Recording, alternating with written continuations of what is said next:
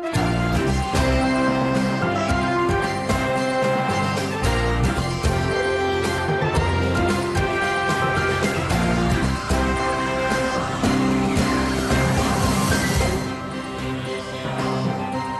afternoon. It's Tuesday, September 29th. I'm Ariel O'Sullivan, and this is IBA News broadcasting from Jerusalem. Prime Minister Benjamin Netanyahu is leaving this afternoon for New York, where he will be addressing the 70th opening session of the UN General Assembly. Just ahead of his departure, the Prime Minister issued another call to Palestinian President Mahmoud Abbas to hold direct talks with Israel. In his speech on Thursday, Netanyahu is reportedly planning to address the frozen peace process to speak out against Palestinian incitement and the rioting on the Temple Mount in Jerusalem. Netanyahu will also explain Israeli concerns following the signing of the nuclear agreement between Iran and the world powers. The quartet is expected to address the Arab-Israel conflict on the sidelines of the UN session. While in New York, Netanyahu is slated to meet with U.S. Secretary of State John Kerry and UN Secretary General Ban Ki-moon. U.S. President Barack Obama and Russian President Vladimir Putin held their much-anticipated meetings on the sidelines of the UN General Assembly. The two leaders failed to come up with an agreement on the issue of Syria, with each sticking to his position. Obama told Putin that the U.S. views the Syrian President Bashar Assad as a tyrant and the chief culprit behind the four-year civil war in which more than 200,000 people have been killed, with millions driven from their homes.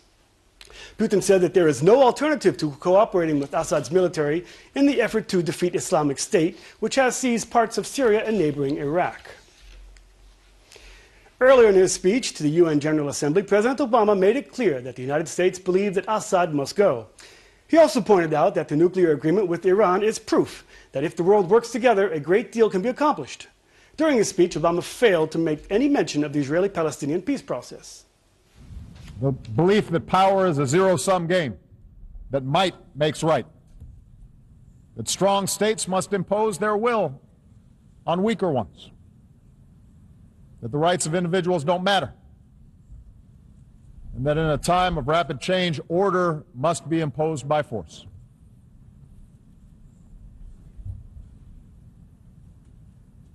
On this basis, we see some major powers assert themselves in ways that contravene international law. We see an erosion of the democratic principles and human rights that are fundamental to this institution's mission. Information is strictly controlled, the space for civil society restricted. We're told that such retrenchment is required to beat back disorder, that it's the only way to stamp out terrorism or prevent foreign meddling. For 2 years, the United States and our partners, including Russia, including China, stuck together in complex negotiations.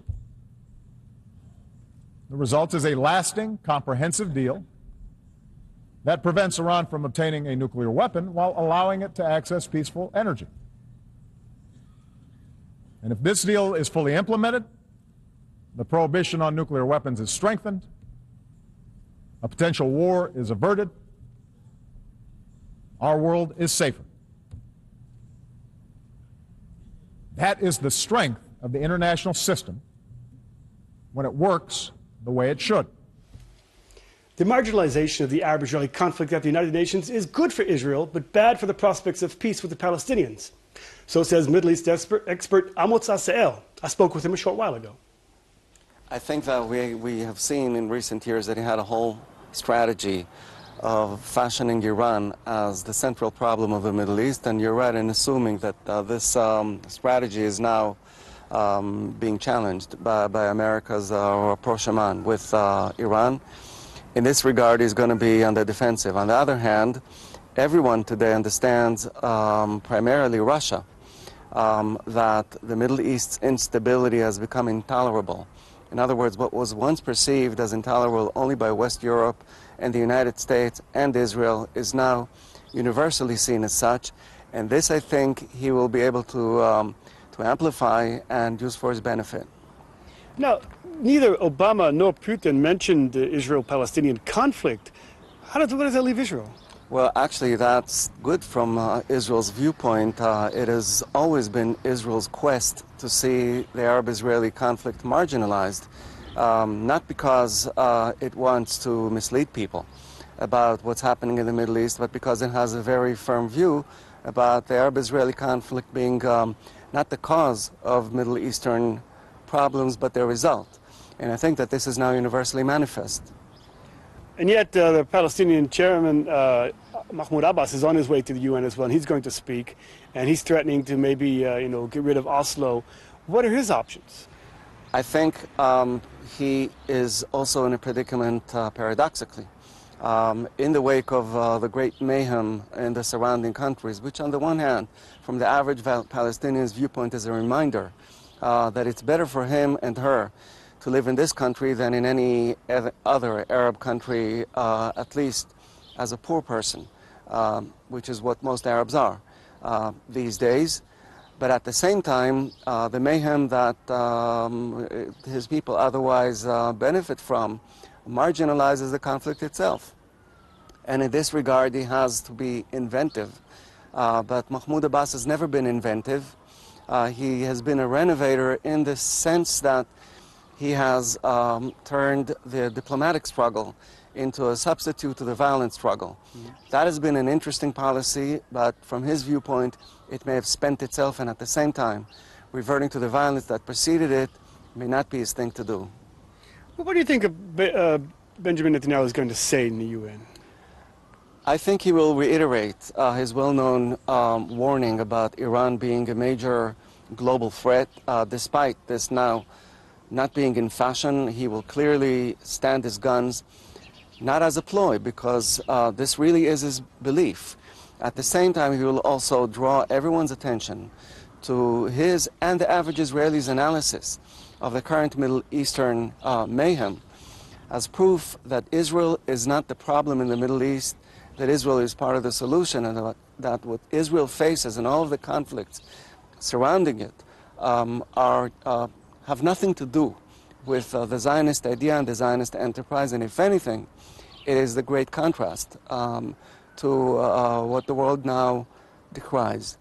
Let's return one more time to the Obama and Putin speeches at the UN and the fact that they did not mention the Israeli-Palestinian conflict. And we have a new year in Israel, and there doesn't seem to be the fire to make peace with the Palestinians, either from the Israeli side or the Palestinian side. So what are the prospects of this coming year for resolving something between us and the Palestinians? After saying the inescapable preamble, that you can't predict anything in the Middle East, one must say that under the current circumstances of multiple civil wars and so much instability and unpredictability, I can't see the pair of leaders on both sides of the Israeli-Palestinian conflict who will now come forth and under these very unpredictable circumstances strike a historic deal, even if these leaders were the most forthcoming from both camps. What's more, that they're not. So now it's not the time for peace. It is always a time for peace, but I don't see the circumstances that can make the statesman right now strike that peace. Speaking with reporters after his meeting with Obama, Putin said that Russia is considering what more it can do on the Syrian front. Putin said that the only forces on the ground that were seriously confronting the Islamic State are the Syrian army and the Kurdish forces, and Russia was committed to supporting those in the battlefield who are fighting against the terrorists. At the same time, Putin ruled out the notion of deploying Russian ground troops. Answering a reporter's question, Putin told journalists that he was concerned by Israel's strike on Sunday on Syrian forces, prompted by cross-border fire originating from Syrian army positions. Putin said that Russia respects Israel's interests relating to the Syrian civil war, but it is also concerned about its attacks on Syria. The Israeli attack was in response to a Syrian projectile which exploded in an unpopulated area of the northern Golan Heights, causing no injuries or damage. Iranian President Hassan Rouhani says that his nation is ready to help bring democracy to war-torn Syria and Yemen and blame the spread of terrorism in the Middle East on the United States. According to Rouhani, Iran brought democracy to Afghanistan and Iraq and blamed the occupation by the United States and its support of Israel against Palestine as the main causes of unrest in the Middle East. If not for the invasions by U.S. troops and support for the Zionist regime, he said, the terrorists would have no excuse for justification for their crimes. He called the nuclear deal between Iran and the world power as a brilliant example of the victory of diplomacy over war. And while the Iranian president was addressing the United Nations General Assembly, hundreds of protesters gathered outside the UN to denounce human rights abuses by the Rouhani government.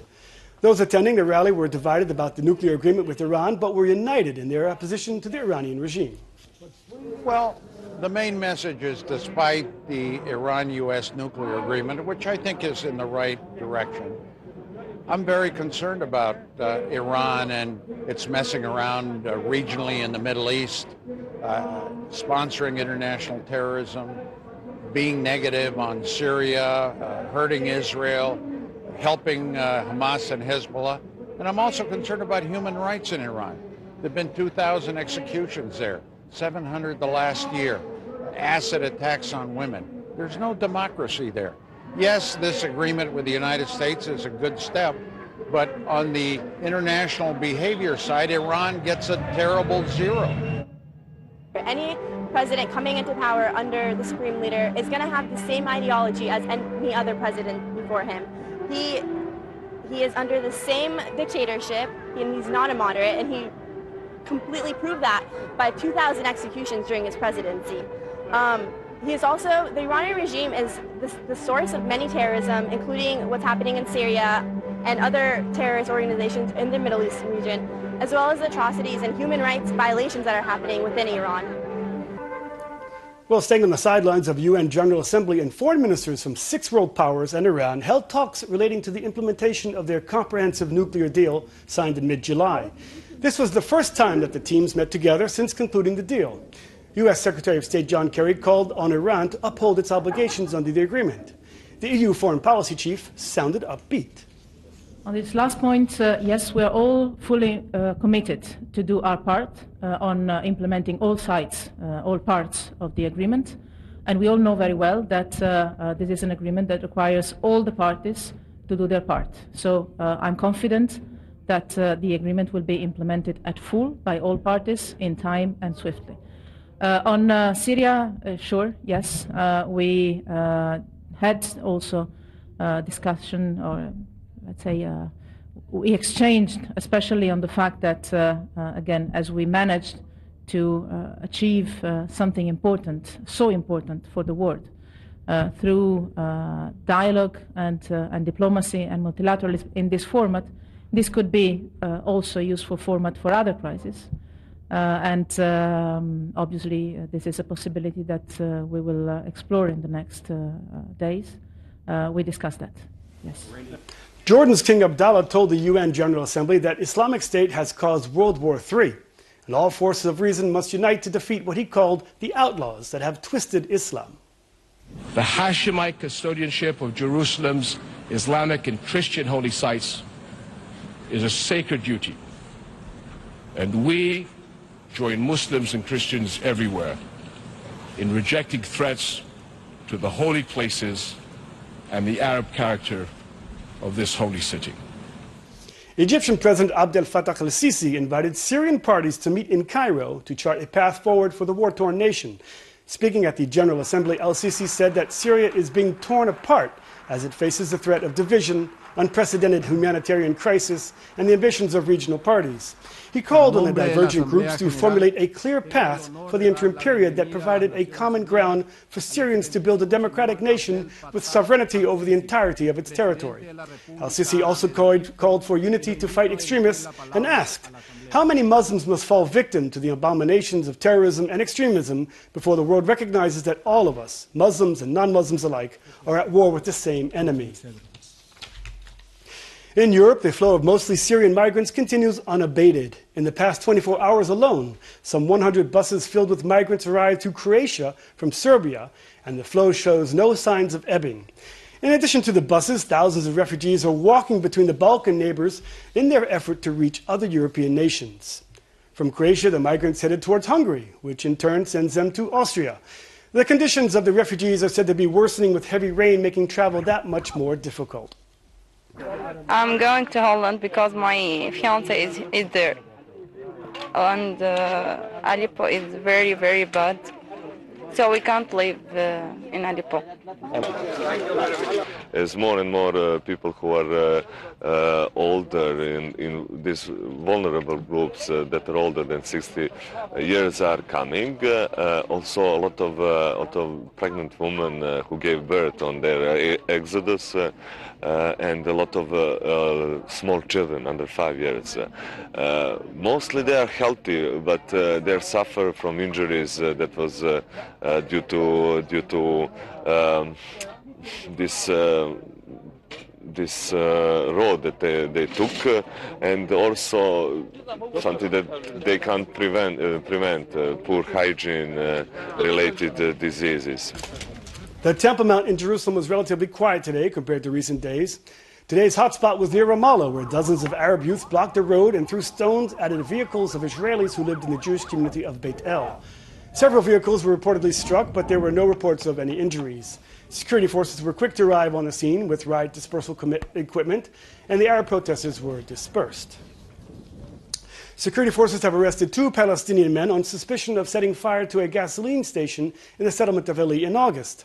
The suspects were identified as Maji Kawarig and Ahmed Abdat from the village of Awata.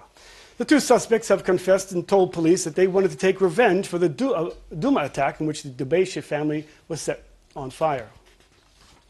The general strike in the Christian school sector is finally over. All 33,000 pupils returned to their studies after an agreement was reached late Sunday from the Education Ministry to funnel additional funds that were cut in recent years. The country's 47 Christian schools have been striking since the start of the school year, and the Council of Christian Schools in Israel said they would make up the lost days. The agreement also includes an immediate 50 million shekels one-time payment to the Christian educational system and another 7.5 million shekels for development. Could there be life on Mars? Well, NASA scientists announced that they have evidence that briny water may flow on the surface of Mars during the planet's summer months. If so, this is a critical discovery that influences current thinking about whether the red planet can support microbial life. NASA scientists say they now have definitive signs of liquid water on this surface. And today's announcement of a really fascinating result about current water on Mars is one of the reasons why I feel it's even more imperative that we send astrobiologists and planetary scientists to Mars to explore the question of, is there current life on Mars? From the Curiosity rover, we now know that Mars once was a planet very much like Earth, with warm, salty seas, with freshwater lakes, probably snow-capped peaks and clouds and a water cycle, just like we're studying here on Earth with our Earth science satellites, the water cycle here on Earth. But something has happened to Mars. It lost its water. But we still have, in the atmosphere and on the surface, for the most part, but we still have this question of, did life arise on Mars once, and can we find out? Mars suffered a major climate change and lost its surface water. Today, we're revolutionizing our understanding of this planet. Our rovers are finding that there's a lot more humidity in the air than we ever imagined. As we ingest the soils, they're moist, they're hydrated, full of water. These discoveries are very important, but they were only part of the hydrological cycle on Mars that we're just now beginning to understand. What we're going to announce today is that Mars is not the dry, arid planet that we thought of in the past. Today we're going to announce that under certain circumstances, liquid water has been found on Mars. In financial news, share prices on the Tel Aviv Stock Exchange put in a mixed performance, while the shekel was down against all major foreign currencies. Here's a look at the late afternoon numbers.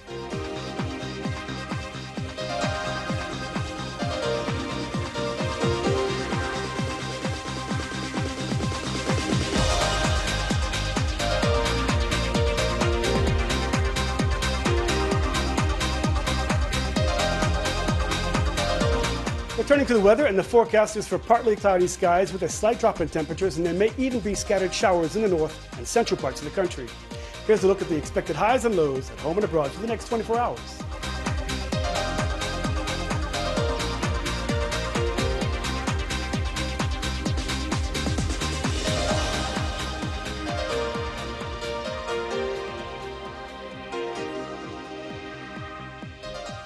That's all for today. Please join us again tomorrow when I'll be back at this desk to bring you the latest news from Israel. Please join me. Till then, I'm Aryeh O'Sullivan wishing you a pleasant evening and shalom from Jerusalem.